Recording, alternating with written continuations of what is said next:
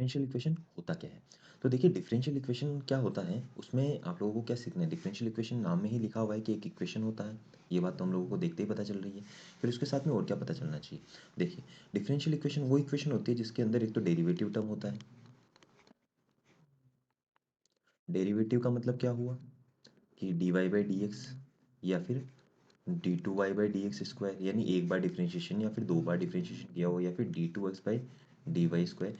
ऐसे डिफ्रेंशिएशन किए हुए जो डेरिवेटिव टर्म होते हैं जिसे हम लोग डिफरेंशियल कोफिशिएंट बोलते हैं, ये वाले टर्म आप लोगों के पास में होने चाहिए। ठीक है, इसके बाद में देखिए आगे क्या, इसके बाद में आपके पास में अगली चीज़ जो आती है वो होता है कि देखिए यहाँ पर जो ये ऊपर लिखा हुआ है, जैसे इसको देख लीजिए आप लोग केवल एक बार के लिए, D Y by D X. तो देखिए ये जो ऊपर लिखा है इसे हम लोग बोलते हैं डिपेंडेंट वेरिएबल। क्या बोलते हैं?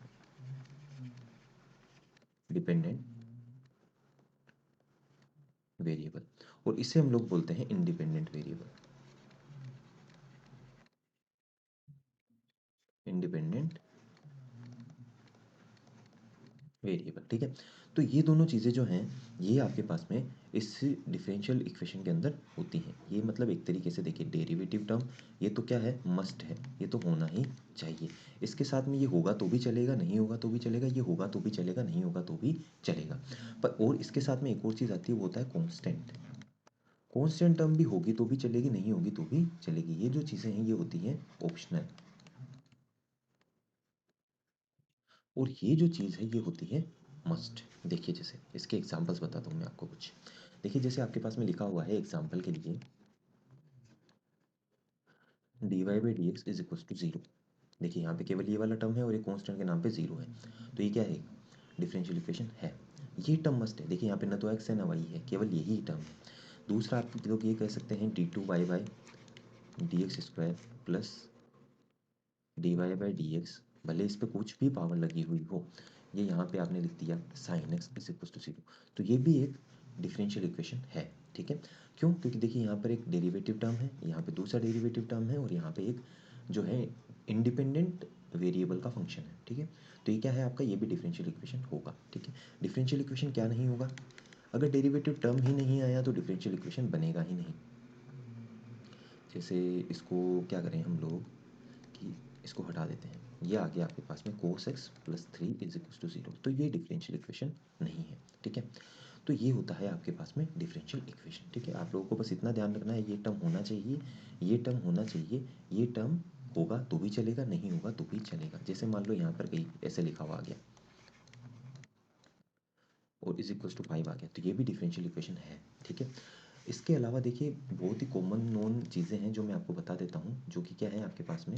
जैसे एक चीज़ तो आ गई कि D Y by D X जो है, इसको हम लोग वाई डैश लिख देते हैं, इसको हम लोग वाई वन लिख देते हैं, इसको हम लोग एफ डैश भी लिख देते हैं, और इसको हम लोग एफ वन एक्स भी लिख देते हैं।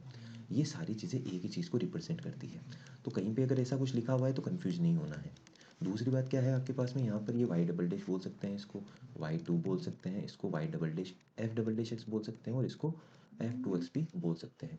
तो ये सारी चीज़ें क्या है आपके पास में डिफरेंशियल कोफिशिएंट ही है, डेरिवेटिव टर्म्स ही है। तो अगर ऐसा कुछ लिखा है तो भी डिफरेंशियल इक्वेशन ही होगा। तो ये होता है आपका डिफरेंशियल इक्वेशन। Thank you. अच्छा, इसके साथ में हम लोग यहाँ पर आप लोगों को कुछ एग्जांपल्स भी दे सकते हैं, जैसे कि और क्या क्या एग्जांपल्स हो सकते हैं सर डिफरेंशियल इक्वेशन के। तो देखिए ज़रा यहाँ पर और क्या क्या एग्जांपल होंगे। देखिए इसके साथ में आपके पास में जो एग्जांपल है, एग्जांपल के नाम पे हम लोग कह सकते हैं कि जैसे हमने बोल दिया two X D Y by D X is equals to, यहाँ पे मैंने लिख दिया Y minus three.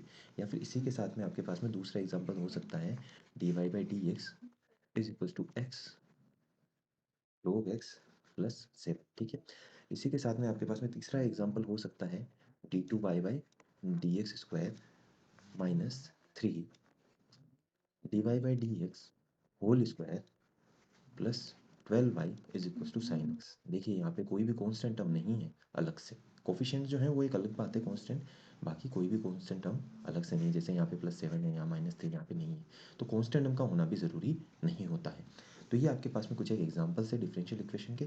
Thank you.